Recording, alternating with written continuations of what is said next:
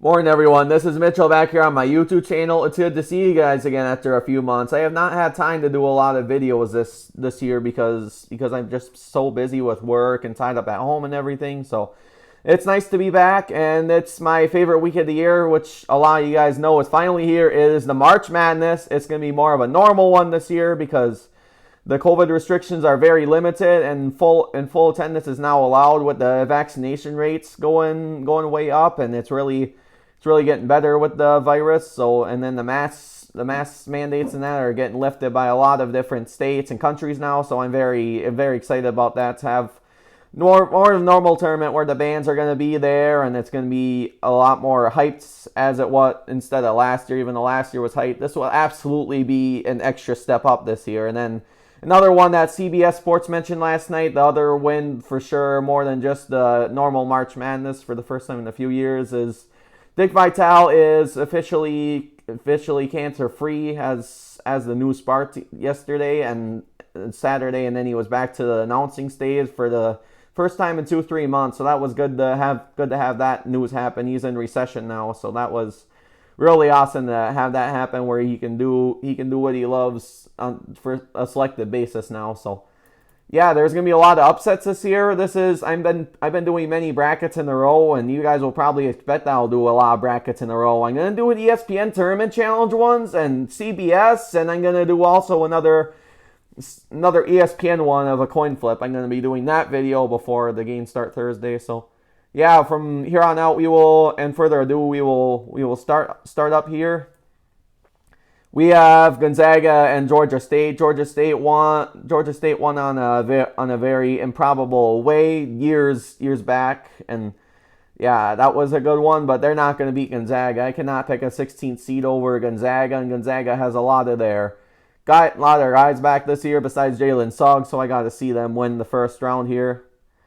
Next, I think this is going to be a slight upset where Memphis pulls it out against Boise State, and I think they're a tad better, and their resume looks maybe a tad better, and they have more of a strength conference than Boise State, and Boise State has not been in since 2013, so I can see Memphis beating them there.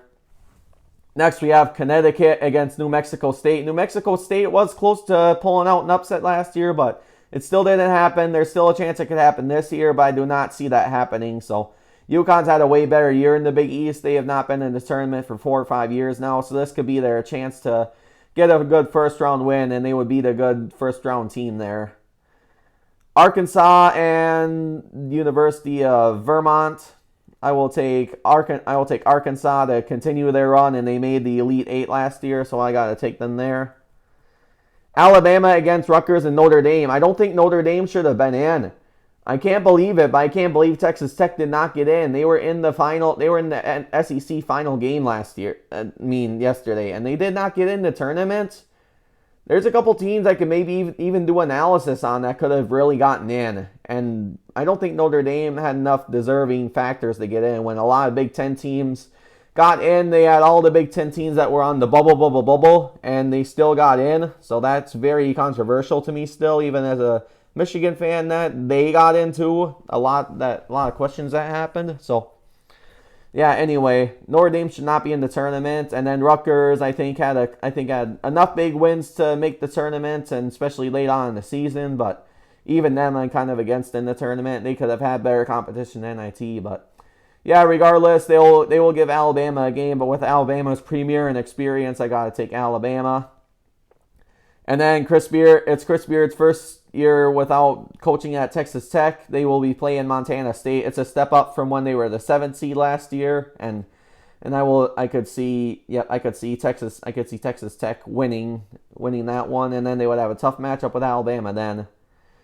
I know Michigan State's a well-known school in the tournament, and I really know and respect what Tom Izzo does, but I think this is the year Davidson, for the first time since Steph Curry beat Wisconsin years ago, they will upset another Big Ten school. Michigan State will be eliminated in my mind, and Davidson had enough quadrant 5 wins to get into the tournament. So the fact that they're a 10th seed, they're in the big dance, I think they can beat a very top tier school, Michigan State, who is in the tournament, but they needed a couple big wins to get there. And then Duke will beat CS Fullerton, even though it'll be awesome to see CS Fullerton beat them.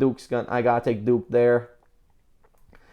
Now we are on to the East Region half. We have Baylor and Norfolk State. I will take Baylor over Norfolk. As much as I want Marquette to win, they're like a second or third favorite team for me. It's not going to happen. I think North Carolina is a tad better than them, but I'm very excited for this 8-9 matchup for how top tier the teams are, and they're well known in the game. But so I got to take North Carolina, but go Marquette there. Next, we got St. Mary's and Wyoming and Indiana. This is why I think Indiana or Wyoming will beat them, because they both really earned it, and they both had enough really big power wins at the end of the season to get where they were today. So they both made the tournaments. They both got in. They're both excited to have the NCAA tournament hopes, and then Trace Jackson Davis, if he steps up in this game, he could be one of the shows of the tournament. He could be one of the premier players to continue what he's doing. He had 27 points against the University of Michigan in their 17-point comeback on Thursday afternoon. So, yep, he could get it going again. And then they didn't lose by a lot to Iowa in their conference semifinal. So I think Indiana. I will take either of the representatives to beat St. Mary's and upset them. Next, I will take UCLA over Akron. I don't think Akron's going to have enough to beat them, even though it would be cool for the MAC conference if they could upset UCLA. I don't think they can upset that good of a team. UCLA has been very down in the bottom of the season, so that one could be interesting. Next, I got to take Texas. Much I want to take Virginia Tech. This is taking place in Milwaukee, so that would make a lot of noise at the Pfizer Forum if that happened. I think Texas, even though it's kind of a trade, they got Chris Beard as a coach. I think they're gonna have enough to beat Virginia Tech. I don't see them losing to an 11. And then Purdue over Yale, and Yale will definitely give Purdue a game because Purdue, you don't know. Michigan upset Purdue to keep their hopes alive, and Purdue, and Wisconsin beat Purdue as well in the Kohl Center, and Yale could really get them a run at their money there. So I gotta take Purdue, but that's gonna be a great 14-3 matchup to keep an eye on.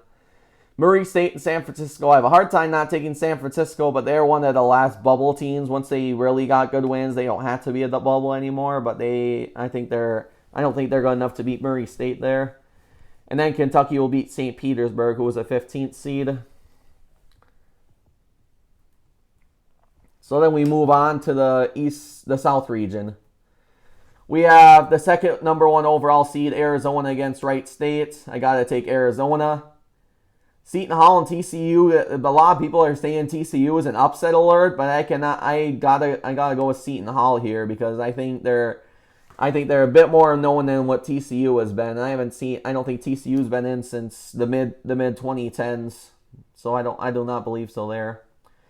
Houston and UAB could upset them, but I think Houston has too much premier experience in the tournament to get them. I would love to see an upset for Illinois over Chattanooga. I can't believe Indiana upset them by 2 on Friday afternoon in the conference tournaments. So I gotta take Illinois for one game, but you definitely gotta keep an eye on Chattanooga for the times they've been in the tournament and they've been close to pulling out an upset. Illinois is a true team that they can upset. So and they have a very consistent record, and I think they're playing a team that could very well get upset very early in the postseason. They got upset early to Loyola Chicago the last tournament in the in-state matchup, so there could be a lot of noise there if Illinois gets upset. They're a team that could easily get upset. It's happened before in the tournament, so they were kind of favorites to win it all last year, and they got upset.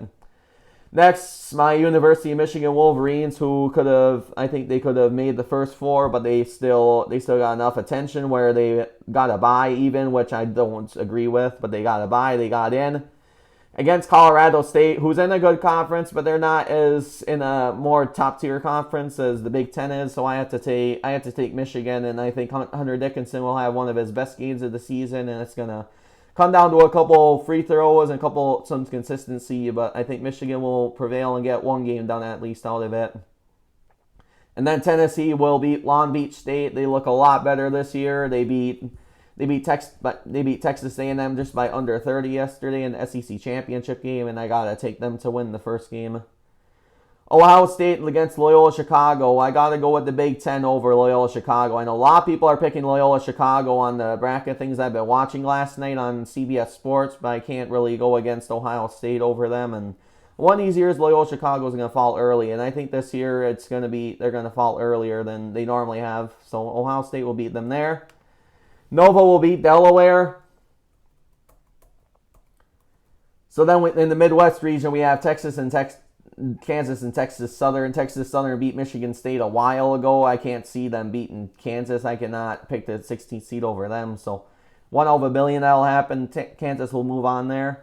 San Diego State and Creighton. I did pick San Diego State last night, but I gotta change my mind with Creighton. I think Creighton's gonna be another tough 9th seed that could really pull something out. So I will take Creighton as a change compared to the AC San Diego State. Next, the Spiders of Richmond against Iowa, the Big Ten tournament champions yesterday. I can't really go against Iowa after what I've seen in their very big run in the Big Ten tournament, so I will take Iowa there. And then Providence, even though the Jackrabbits at South Dakota State could stay in it, I don't think they're going to quite stay in it enough, so we will go with a 5-4 matchup for the second round.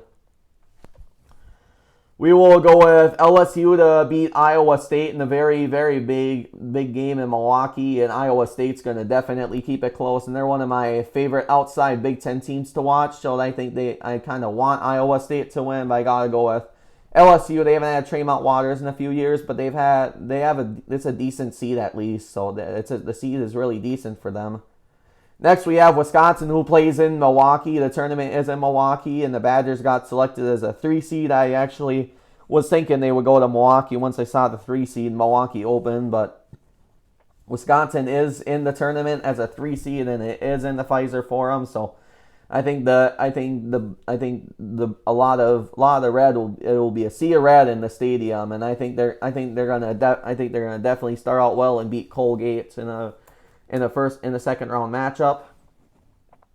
Next, this is kind of a slight upset for a number 10 seed, but I gotta take Miami over USC. I think they have a little bit more relevancy than USC, and Jim Larranaga is in his first tournament for quite some time, so I think Miami has enough to beat USC. There is a 10-7. And then lastly, we have Auburn beating Jacksonville State. So here we move back up to the West region. I can't see Memphis beating Gonzaga as much as I would love to see it. So Gonzaga will move on to the Sweet 16. And then I got Arkansas making a repeat at the Sweet 16, and they're gonna get in. So then Alabama and Texas Tech. I would like to see Alabama beat them, but I don't think Texas Tech's gonna lose here. That's a good third round matchup actually. And then Davidson Cinderella run after beating Michigan State will end, and then that will leave a good matchup of Texas Tech and Duke. UNC could upset Baylor, and I can't believe I could say that, but for how well known North Carolina is and that they're due for that kind of year, it's probably not gonna happen, but that's one to keep an eye on. So I gotta take Baylor to advance to the Sweet 16 here. And then UCLA, the reigning national semifinal runner-up, one of the runner-ups in the national semifinal. I have them getting upset by Wyoming or Indiana. Trace Jackson Davis will make his first Sweet 16 appearance, or Wyoming. I think they will advance to the Sweet 16, and they will beat UCLA for how down UCLA has been this year. And the Pac-12 has been really tough to predict, and I don't see UCLA making another Final Four appearance this year. The way they've ended the season, they've had some really tough losses, which made them go down to a 4th seed, and I don't think their resume is as good as it was earlier in the year there. Next, we got Texas against Purdue. I'm gonna go with Texas here. I think with Chris Beard, and they're gonna have a lot. I think they're gonna have a lot going for them. And Purdue lost the Big Ten tournament championship yesterday.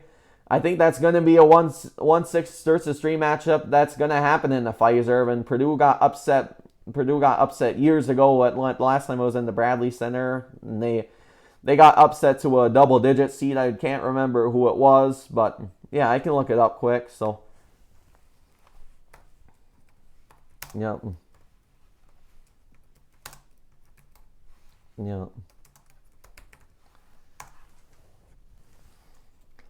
Vermont. Yeah, I think Purdue is going to be out early this year. It was Vermont who upset Purdue in the 2017 NCAA tournament. So yeah, with Vermont upsetting them as a double-digit seed, for Purdue would probably move on against Yale, but you never know. I think this is the time Texas will advance, so I'm going with an upset and having Texas beat Purdue, and that's a good one for what happened in the past with Purdue losing really early in the same city. I think it'll happen again.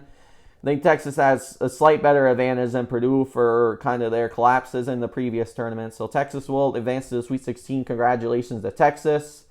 And then the time I went to Milwaukee in 2014 when Michigan, my team, and Wisconsin both made it to Milwaukee, they were also representatives and they did not make the Sweet 16, but they had a run to get there. So, yeah, they are back in Milwaukee this year and they will advance. So, yeah, congrats Texas again.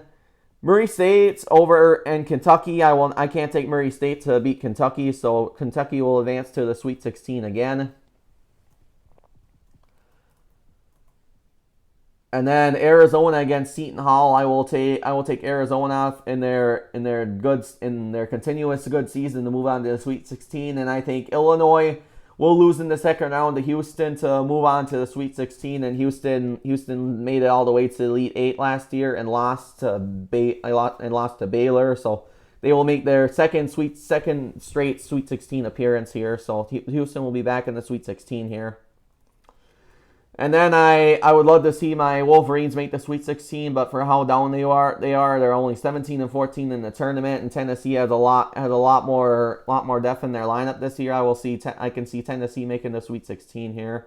So we would miss the 2018 National Championship rematch by one game in this regard.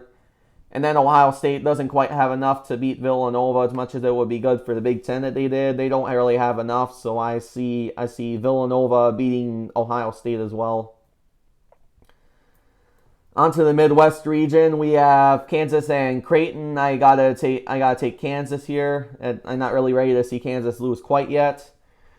And then I think Iowa's run with Jordan Bohannon having an improbable buzzer beater Saturday, I think it is eventually going to end. And Providence has a bit better of a schedule than Iowa, so I got to take Providence as much as I would like to see another Big Ten team make the Sweet 16.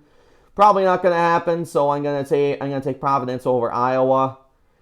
And then LSU, they're definitely a team to keep an eye on, even though the game is in Milwaukee. They're going to give the Badgers kind of a tough time for Johnny Davis only having an ankle injury. He was lucky that it was only an ankle injury where they could keep alive in the tournament. So they got to take Wisconsin, but that game's going to be under 10 points. So that's going to be a very big third round matchup to keep an eye on. And then much as I would like to take a 10 seed to move on to the Sweet 16, I can't really see it happening here. So it'll bring a really good matchup of the Badgers and Auburn up.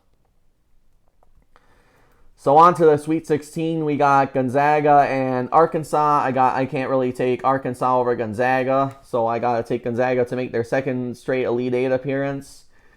And then Texas Tech, I think they're gonna make the Elite Eight, and they're gonna make their second Elite Eight in 3 years. So yep, Duke will eventually be out of it, and Duke was out of it Saturday night when Virginia Tech beat them. When Virginia Tech beat them in the ACC championship game. That's unbelievable that they did. So yeah, that's really a lot. And Virginia Tech is a double digit. I had to look up which digit seed they were, but the fact that Duke lost to them, and I think they're going to have another early exit this year. Texas Tech's a really good team that would give them an early have them get an early upset to Duke. So for them to have an early upset to Duke, they would be the earliest team to upset Duke. I think they would be a good team to upset them. So. Yeah, so Texas Tech will move on to the Elite Eight against Gonzaga, and they both have seen the movie before of making the Final Four the last few years. So, yeah, we'll leave that matchup where it is right now. And then Baylor and Wyoming and Indiana. Sometime in some way, the Wyoming-Indiana Cinderella run has to end. So I got to take Baylor to make the Elite Eight, the reigning national champs. And then I will take Kentucky to move on to Elite Eight yet again. I think Texas' Cinderella run will end there after beating Purdue. And then Baylor and Kentucky a 1 versus 2 for the Elite Eight, a big one there. And Arizona and Houston, I got to see Arizona going on to Elite Eight to continue their great season.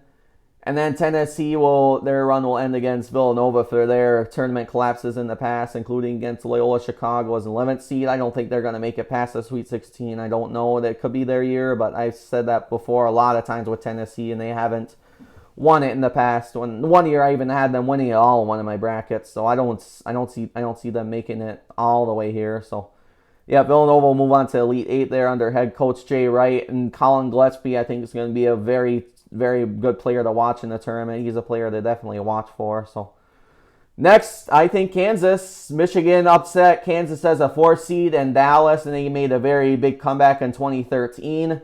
And then it's another regard where Providence is a 4 seed and Kansas is a number 1, and I think it's going to be next year in the overtime classic, just like it was a Michigan-Kansas a long time ago in their 2013 national championship runner-up run. It's the same 4 seed versus 1 thing.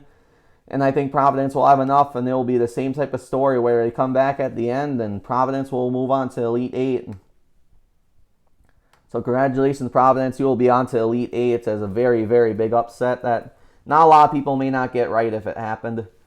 And then another upset. This is definitely the upset region. I think Wisconsin under Johnny Davis and their very consistent lineup, I think they're going to move on to Elite Eight and beat Auburn. It kind of would be an upset, but it would be a neck-and-neck matchup. I think they definitely have enough to beat Auburn. And Auburn has kind of been down at the end of the year, but they're still one of the best teams in the country. So that game would be very nerve-wracking for Badgers fans to watch. But I see the Badgers under Johnny Davis, and they're a really good lineup to be Final Four potential this year. So Wisconsin will be on to Elite Eight.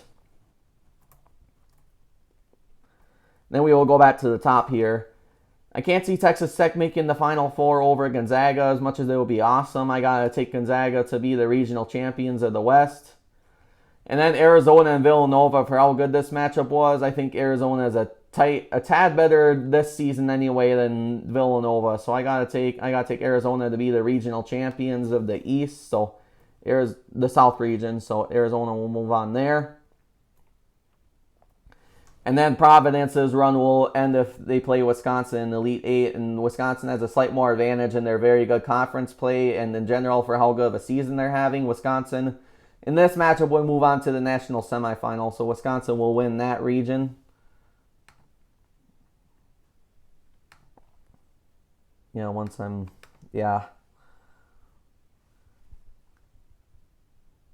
It's not really going here, but yeah, I'll just move on to the next game. So Baylor and Kentucky, I gotta take Baylor to advance to their second Final Four in a row, and I think they have a little bit more experience of what Kentucky has had in recent memory. So I gotta take Baylor to win their regional. So Baylor will win that regional final. So that brings up a matchup of Gonzaga and Baylor, and it's a rematch of last year's national championship game. I think Gonzaga has a lot more, and I think they're a big step up. I think they're a big step up this year compared to Baylor, but that could be definitely a toss-up. I could go through that game big time if they met up in that Final Four game. So I think Gonzaga will beat them in a very good matchup there. I think they have a tad more than what Baylor has this year, so I will take them to make the final game. And then Wisconsin's run, this is even really far for Wisconsin to make it, and it would be a great season if they were an Elite Eight Final Four potential. Their run would end against a very tough Arizona team. That brings up a matchup of Gonzaga and Arizona. Gonzaga got beat pretty good to Baylor last year, and Arizona has had their chances to make the championship game as number 1 seed in 2013, but they haven't, and this could be the year Arizona could at least make it. Even if they lost the game, they would at least make the game, and they were the second best team in the whole bracket field this year. So I don't see them winning it, but I think it's going to be a great overtime matchup, and I think I'm going to go with Gonzaga to win it all this year. So I think Gonzaga will break the hump this year, and they will finally win the entire thing. And I think their consistency continuously, and then their head coach Mark Few, I think they're going to have a lot of guts to win the entire thing this year compared to last year when they lost to Baylor. I think they're going to have a lot more, and the tiebreaker I'll work on later, but this is my bracket this year. This is my Final Four, so hope you all enjoyed watching, and we'll see you for future videos this week soon. And enjoy the tournament. Enjoy a great spring week coming up. Bye.